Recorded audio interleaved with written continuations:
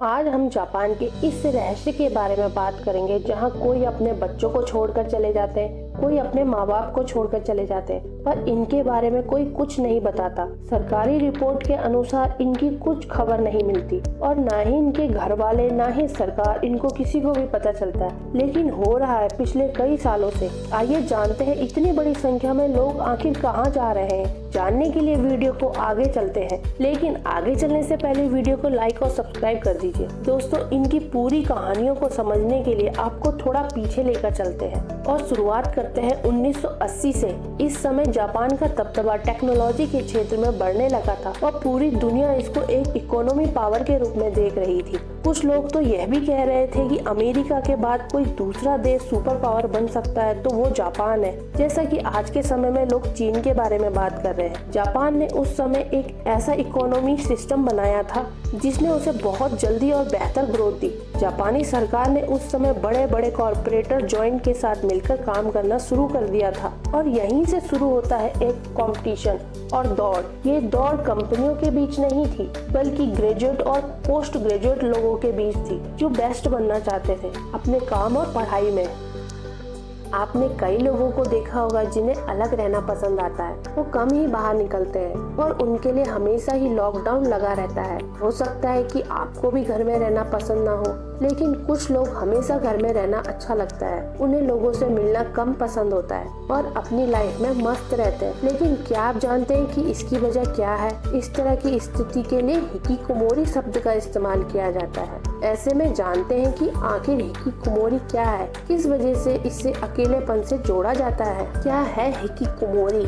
दरअसल हिकिकोमोरी शब्द का इस्तेमाल जापान में किया जाता है। यह जापान में काफी प्रचलित है और ये उन लोगों के लिए इस्तेमाल किया जाता है जो पूरी तरह समाज से अलग हो जाते हैं, एक बैरागी की तरह रहते हैं। यहाँ तक कि जब वो घर में रहते हैं तो कई दिनों तक नहीं बल्कि कई महीनों तक घर में रहते हैं और बाहर नहीं निकलते। अगर इस शब्द की बात करें तो हिकिकोमोरी जापानी शब्द हिकी से आया है, जिसका मतलब है भीतर की ओर खींचना या सीमित होना। और कुमोरी का मतलब है एकांत या वापसी से।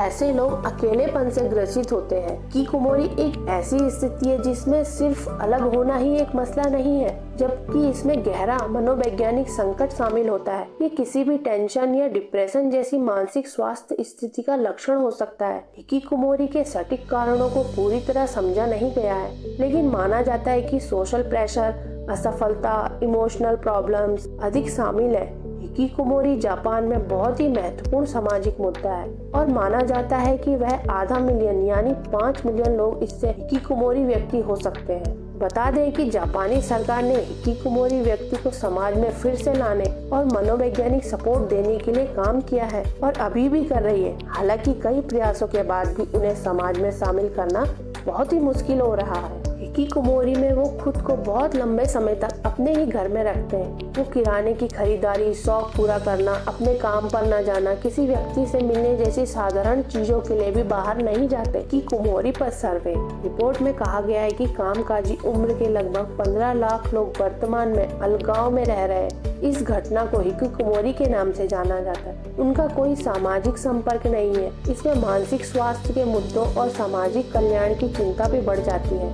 नवंबर में एक सर्वेक्षण आयोजित किया गया था जिसमें कहा गया है कि कोविड-19 महामारी के बाद जापानी आबादी का एक बड़ा हिस्सा सामाजिक वापसी की घटना से पीड़ित हो रहा है। लोगों ने अपनी नौकरियां छोड़ दी है। यह सर्वेक्षण 10 से 70 वर्ष की आयु में लगभग 30,000 लोगों में किया गया है। उनमें से उन्होंने पाया है कि 15 से 62 साल की उम्र के आयु के बीच 2% इससे पीड़ित थे। इसे हिकिकोमोरी कहा जाता है। जापान के स्थानीय अधिकारियों ने इस स्थिति पर प्रतिक्रिया दी है। रिपोर्ट के अनुसार टोक्यो वार्ड मेटावर्स में सामाजिक समारोह की मेजबानी करेगा। यह हिकिकोमोरी अपने अवतारों के माध्यम से दूसरों के साथ जुड़ सकते हैं। 2021 के एक अध्ययन के अनुसार वार्ड 9,000 से अधिक व्यक्तियों को जो घर में हैं खुद को हिकिकोमोरी के रूप में पहचानते हैं, जिनमें ऐसे छात्र भी शामिल हैं जिनके पास हिकिकोमोरी है, कक्षाओं में जाना बंद कर दिया है। वह हिकिकोमोरी पीड़ित दूसरों से बात नहीं करते। कैसे पैर पसार रहा है हिकिकोमोरी? शुरुआत में 1 या 2 लोग हिकिकोमोरी से प्रभावित थे, लेकिन जब संख्या बढ़ती है तो इसका प्रभाव पूरे समाज पर पड़ता है।